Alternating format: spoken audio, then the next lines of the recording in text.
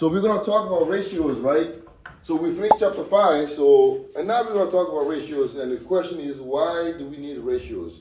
We need it because they're used to do what? They're used to compare quantities. So by definition, a ratio is a comparison of two quantities by division. All right, so this is why we use ratio. Yes? A lot of times when they're saying what ratios are in real life, it's a lot of like baking and stuff. Yeah, well, ratio, you use it in like a lot of baking. You say baking? Is that what you said? Yeah, baking, yeah, right? So you can use them in baking. You can use them in a lot of things, right? For example, if I wanted to know the ratio of boys to girls in this classroom, what would it be? Is it 9 to 4? About 9 to, I think it's, no, we have four, it's 14 of you guys, right? So it's 10 to 4. I thought there's 13? So 9 to 4. All right, so it's 9 to 4. We don't have everybody here. So Yeah, Gabe is not here and Kinsley is not here, right? Two people, So if I was to find that ratio, it would be 9 to 4. And if I was saying the ratio of boys to girls would be 4 to 9. So there's 3 ways to write a ratio, right? You can have the 2 dot 5. That's one way to write it. 2 to 5. Or 2 to 5 like this, 2 to 5. Okay? Or simply you can just write it as a fraction, 2 over 5. So there's like 3 main ways to write a ratio. Okay? 2 dot 5, 2 to 5, or 2 to 5. Yeah.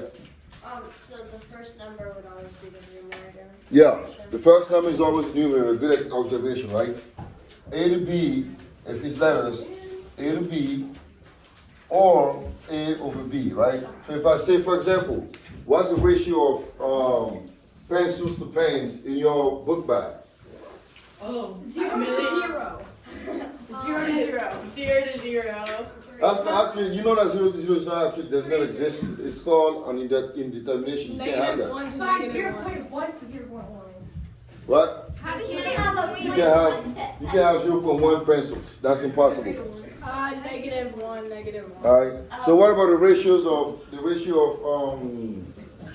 sneakers to dress shoes? 0 to 0. What about Uggs boots to sneakers? 1 to 1 to 1. 2, 3. 3. 1, 2, 3. All right. I don't know. I have boots. The ratio of those who love math from those who hate math. 1 to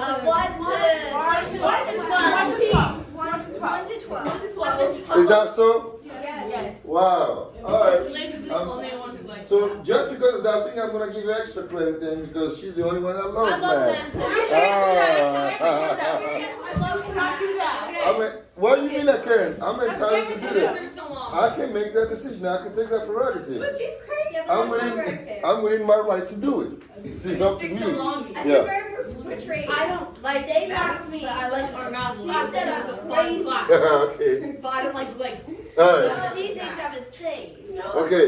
So now the first thing we're gonna do is we're gonna learn how to write ratios in their simplest form, right? We've already done stuff like this in the previous chapters. We've learned how to do what? How to simplify fractions. So it's not gonna be nothing new. The only things that change here is that we call them ratios. Well, it is the same thing, right? For example, express the ratio 12 baskets in 18 attempts as a fraction in its simplest form. Explain its meaning. So how would you do that? How would you solve this problem? Let's say you want to play your basketball game and you shot 18 times and you only made 12 shots, right? So how would you express that ratio? Yeah? 12.18. 12.18, right? It would be 12. Gabriel, I can hear your voice here. 12 to 18, right? Now they're saying that express this as a fraction. So we want it in fractional form, so how would it be then? It would be 12 over what? 12 over 18. And then now they want us to simplify that, right? Simplify, we're not going to leave it like this. We're going to simplify it, yes. Divided by what? 3. All right. That's a good way to start. So 3. So we get 4 over 6. Can we go any further? Yes. Yeah, what? 2, right? 2. So we get what? 2/3. 2 over 3. So how would you explain this? If I want you to explain this ratio, what does that mean? In terms of a basketball player, since you guys play basketball, Caleb, so 2 to 3. So how would you explain it? 2 over 3. Made Yeah. percentage. How would you explain that? Made out of 3. Two shots made out of what? 3. Is that a good percentage or not? Yes, it's pretty good, right? I want that guy on my team. He makes 2 shots out of 3. I want him on my team, right? Yeah. Make 0 shots out. Well, I'll have you sit on the bench for a little bit until you get right? So 2 to 3. So that means he makes 2 baskets out of 3 shot attempts. All right. So this is how you explain this. Now, next example: 10 out of 30 Americans own an MP3 player, right? So what does that mean? So how would you express this ratio as a fraction in its simplest form and explain its meaning? 10 out of 30, yeah? You write 10 dot dot 30. Right? But that's 10 dot dot 30. Now we want it as a ratio, as a fraction. We want it as a fraction. So how would you do 10 it? over 30. 10 over 30. And then what does that give you? Simplify. Divide by 10. Divided by 10, right? We got 1 over 3. What does that mean? What does that mean? Explain it.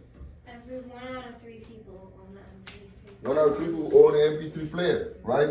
You know what an MP3 player is, right? Is it not like a Oh, yeah, it's like a music player thing. thing? MP3 player, you remember those, Like iPods or something? yeah, the iPod at the time. iPod. MP3. iPod were like an MP3 player. Back then it was a big thing, right? When they came out.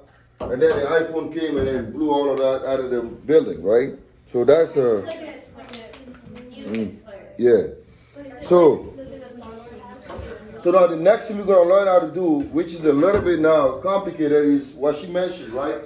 We talk about, we use this kind of stuff in baking. Now we're gonna talk about ratios involving measurement, right? Measurement. To cry anybody? Yes. Right?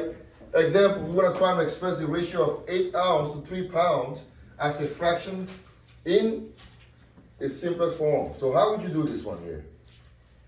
8 ounces to 3 pounds. 8 over 3. All right, that's a good start, right? 8 over 3. But can we do this? Yes. What do we have? We have what?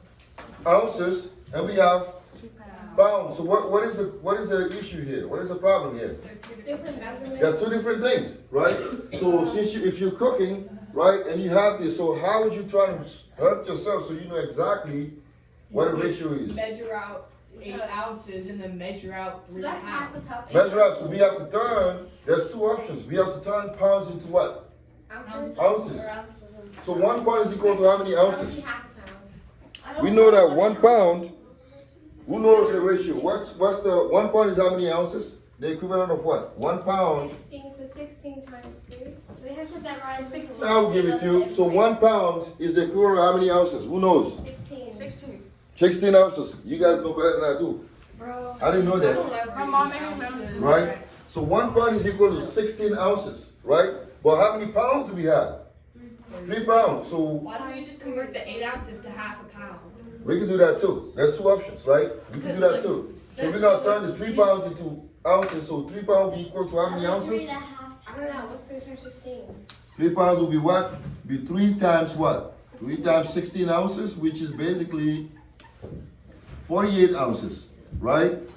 Now we can find this ratio because both of these units, both of these quantities have the same unit. Now we have 8 ounces over 48 ounces. So now that's going to be 8 over 48. And because they are both ounces, right? So now we can do that, ounces. And then the ounces are going to cancel out. So now we divide it by 8. 1 over 6. So that ratio becomes 1 to 6, right? This is probably one of the easiest chapters in the book, pretty much, right? So now what I want you to do is I want you to go to your textbook if you have it, and we're going to work on 1 through 15. We have plenty of time yet. On page 266, 267. Page 266, 267. This is a pretty easy section. Y'all should just, It's fun. it's fun. I did all that. Your definition of fun is very much different from mine.